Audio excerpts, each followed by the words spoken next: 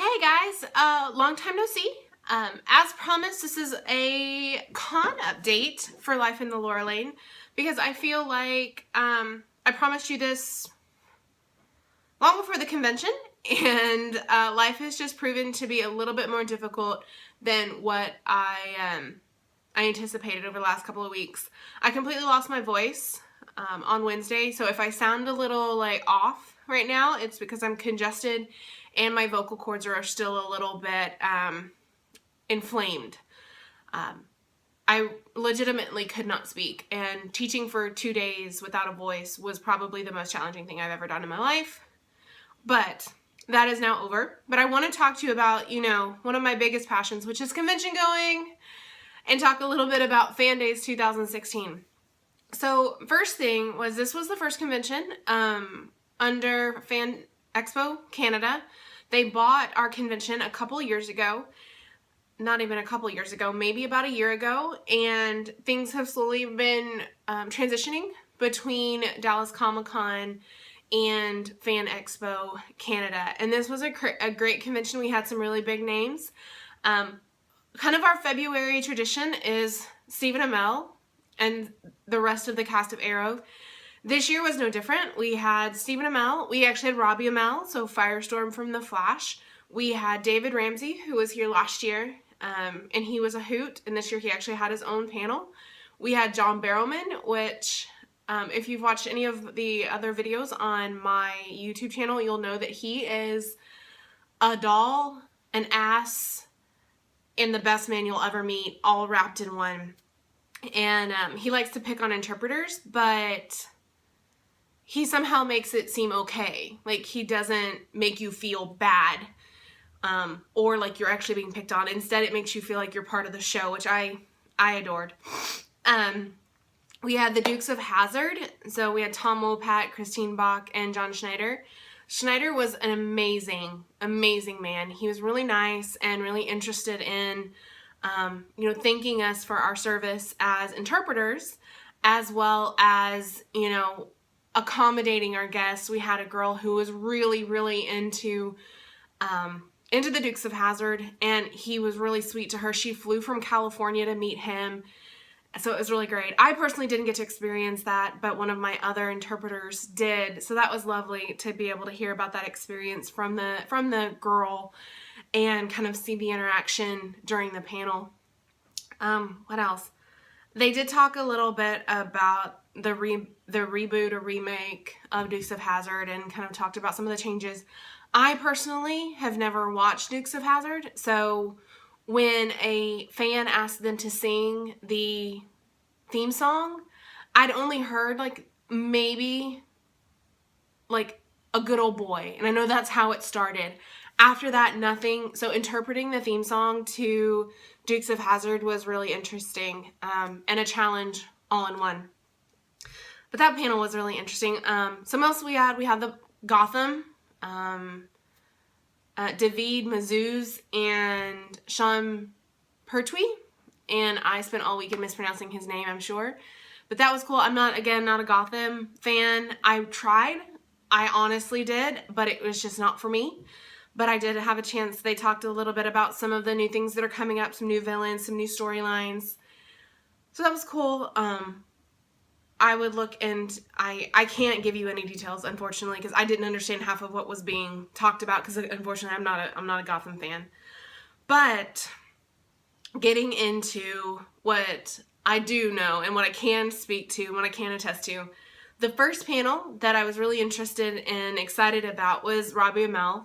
I have been following his career since The Tomorrow People. I thought that was a really, really great concept for a show. I know it was a British show that was turned American, and it just didn't have the viewership, and it was really sad when they closed it because they leave it on this big cliffhanger. If you haven't watched it, I highly recommend it because it is a good show, but just know that the ending is very ambiguous because they anticipated a second season and then didn't get it. I honestly believe had they waited a year and been a freshman show at the same year as The Flash was a freshman show, it may have been a little bit more successful. But then, of course, we wouldn't have Robbie Amell as Firestorm because he would still be in the Tomorrow People. So I guess it's a blessing because I love Ronnie Raymond and I love Robbie Amell as Ronnie Raymond. So I guess we can count our blessings for that. But I watched him in The Duff, and then when he got cast as Ronnie Raymond, I was excited about that. I am not an X-Files fan, but I do intend, when it goes on Netflix, the 13 seasons of the reboot, I do intend to watch it because he's in it.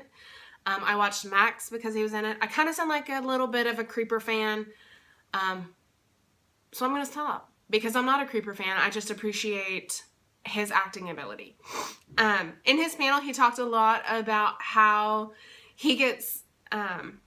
spoiler alert, if you have not watched the season 1 finale and the season 2 premiere, okay, I'm about to spoil it, so you may just want to mute me until I move on to Stephen Amell. So spoilers in 3, 2, 1. Okay. So his character does die at the end of season 1 after he marries Caitlin, and it's really sad. It's extremely depressing. But he was one of the fans asked, well, why do you keep getting to come back? And he's like, because I keep sending really annoying emails that bring me back, bring me back. So he loves Firestorm. He thinks it's a fantastic character, and he loved playing Deathstorm. If you've seen, I guess it's been a couple episodes now, where Barry and Cisco and then Earth 2 Wells go back to Earth 2, or go to Earth 2, and run into everybody's doppelgangers. So Killer Frost is, and because that's Caitlin Snow's doppelganger, and then Deathstorm is Firestorm's doppelganger. It was a really cool concept, and he loved it. It was a lot of fun. He said that it was interesting to kind of see the dark side of that character. So that was kind of cool to listen to, and to hear him be fanboying essentially over this whole character. He loves Darkwing, but right? That's the character. Anyway, I think so. Anyway, I'm sure I just butchered that. But he was very fascinated with Firestorm. He was very excited to be cast, and I got the opportunity to get an autograph from him, so he signs my name. And he was really sweet. I got a table photo with him and told him that I was, kind of talked to him about being the interpreter. He's like, that's so cool. Thank you for what you do. We had a whole little conversation. He asked me where I was from because I don't think I've ever recorded a video where I've been really tired.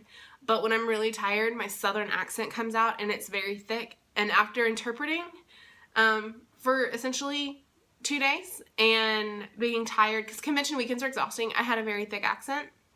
My very southern accent was coming through, and he asked me where I was from, and I told him I was from Texas, and he's like, it's so beautiful here, I wish I had more time to stay. So we had a little conversation about Texas, and then he gave me a hug when I took my picture with him, which is up on Instagram.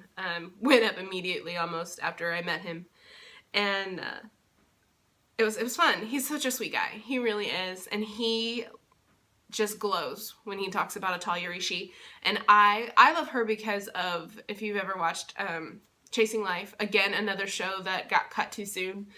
I do recommend it for the sheer fact of if you are a younger sibling or an older sibling and you know what it's like to have that fear of leaving your family behind. You guys have heard my story about a couple years ago, I almost died, and so I connected very, very closely to Atalia Rishi's character, April, because she also almost dies and has to figure out how she's going to leave her younger sister and her family without her. And I also had to deal with that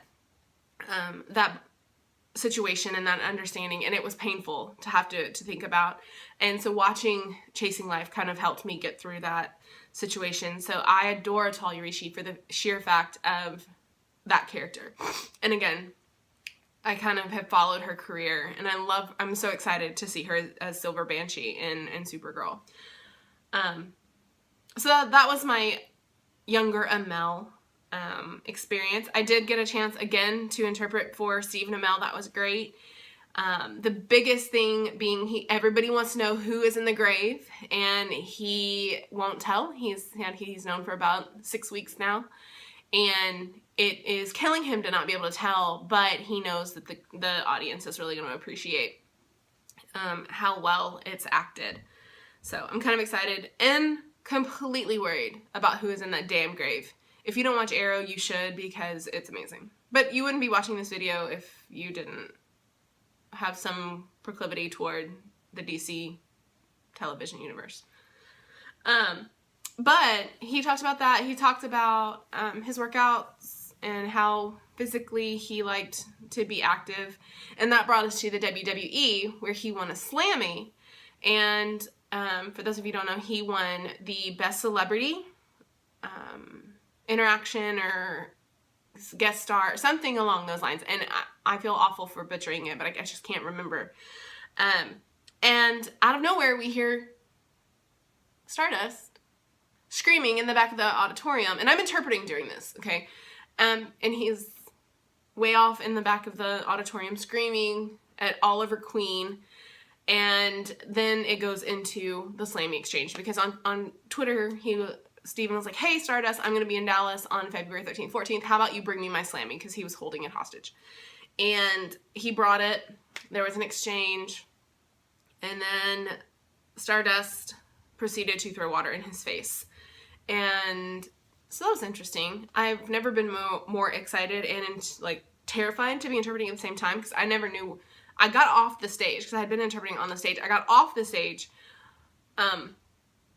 But it was terrifying. It honestly was terrifying to be like, oh my gosh, what if they start throwing things? Because I'm right here and I'm not going to stop interpreting, because that would be an injustice, because there are deaf people in the audience and that's just not fair. And so now I'm a meme. I'm a meme. Well, I'm not a meme. I'm in a meme. And yeah, I tweeted it. So if you go look at it, it's hilarious. But it was all in good fun. And then Robbie decided he was going to do the same thing and ends up throwing water in his face. And I'm sure that will come back to bite him in the ass sometime soon, or when Robbie least expects it. So that was kind of fun to watch. I did get the opportunity, and I love this picture. So that's my profile picture right now on Facebook. See? I had this great idea for a pose, but then I chickened out. And so I decided to just pose in the middle. And I don't photo very well, flat on, like straight on, so you'll notice I'm like leaning towards him. But that's okay. I've got a picture with him. Don't have a picture with him, so yeah. I think it's a little red. The actual like digital copy wasn't red. I think their ink was just off. So that was a Mel. No, just know that we're in for a lot of pain in the last half of the Arrow season 4. And that season 5 will pick up and be just as painful. Should they be picked up for a season 5, which I assume they will. Alright, getting to the good stuff. The Barrowman panel. Learned some really interesting things about John Barrowman, such as he... one time his understudy put laxative in his water and he messed himself during a performance and then proceeded to, the show must go on. And he kicked poo all over the audience because it was coming out of the leg of his pants in his white polyester uniform at the Opry in the 1980s. So go watch that. It was disgusting and hilarious at the same time. Poor guy. But in true Barrowman fashion, he was phenomenal. We, as a team, as an interpreting team, went to talk to him beforehand and said, we are going to be interpreting your panel. And he's like, well, just so you know, I do like to pick on the interpreters. I'm not being rude. I'm not trying to be mean. Just know that I will pick on you. And we were like, okay, that's fine. Go for it. Bring it on. And he did that. The first thing being that he came out with coffee filters, like industrial strength coffee filters on his head, and then proceeded to put them on my head. He then made Lael, one of my interpreters, act out with him a scene where they're supposed to be staring off. Lael was Oliver and he was Malcolm, and he was pretending to show how he broke a scene, or broke Steven. He then proceeded to use Jennifer, made her Katie Cassidy in a situation where he kissed her forehead. That was awesome to watch. And now we have a screenshot of that, and she is loving it, I'm sure. And then we ended it because we went through, we were doing 15, 15, 15. If you interpret, you know what that means. Like, I interpreted for 15 minutes, then Lael for 15 minutes, Jennifer for 15 minutes, and then we rotated back through, and I was back on the stage because we know he was going to go over. And he proceeded to sing a song, 1,000 Years, by Christina Perry. After telling his beautiful story about marriage equality and being able to witness, like, a couple in their 80s finally be able to get married. And the whole message was you should be able to love and express your love however you choose. And it was extremely emotional. I did not know he was going to sing that song. I knew about halfway through that he was going to sing a song, but I did not know what that meant. And I hadn't heard the song before enough that I could sing it on the radio, but it wasn't something that I was necessarily, like, could just pull the signs out of my head easily. But I did it, and I cried. There's my cover picture is actually on Facebook, is Barrowman, like, shouldering me because I was just so emotional at the end of it, and I started laughing, trying to keep myself from crying, and somebody captured that moment, and I'm so blessed. Kelly Hitt, I love you, because that picture is amazing, and I want him so badly to sign it next time he comes back to Dallas. So, I got a lot of good feedback from that. People were like, oh, you must have practiced that for hours. You guys must have worked on it together. And I was like, no, as a matter of fact, I didn't.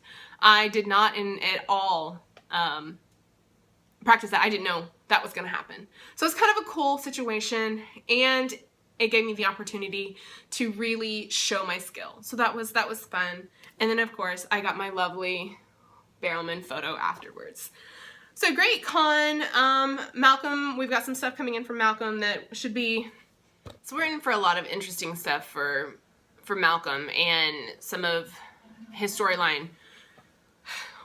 My honest opinion is that he's going to end up being the big bad, that he's going to go forward with Genesis, and it is going to ruin everything. But that is just, he gave nothing away. You got to give it to the cast, because they know how to keep secrets. I suck at keeping secrets. If I knew who was in the grave, the whole world would know, because I could not keep a secret. So you've got to give major props to them for their ability to do that, to be able to say, I know who's in the grave, but I'm not telling you. So, yeah. I'm trying to think if there's anything else. Looking forward to the June show. We already have some big names. John Cusack. Like, hello. I love John Hughes movies, so I'm super excited to be able to meet John Cusack. I loved him in Con Air and Say Anything, and even like 16 Candles. Like, I may fangirl very, very hard when I meet John Cusack. Who else? Stan Lee is going to be there in one of his last con views, or con attend. June will be one of the last cons Stan Lee attends. Words are hard, especially on Sunday morning. Who else has been announced? Oh, Peter Capaldi and Jenna Coleman. There's someone else from Doctor Who. I'm not a Whovian, so I can't help you there. But we're looking at some big, big names for the June show. June 3rd, 4th, and 5th. If you're interested in going, tickets, I believe, are already on sale. Names are being announced like weekly. Go to Dallas Comic-Con on Facebook. Like them, because they are always doing contests. It's giving stuff away. Gold passes, premium passes, meet and greet, stuff like that. And that's one of the things I love about this company, is they want to make sure that their guests, and not guests like talent guests, but their guests and the con goers are taken care of. So check back for more. There may be a couple more cons that I get to update. I can't tell you much right now, but I may very well have a couple more things that I get to update you about. So watch out for that. And as always, I'll see you guys next time. Keep conning.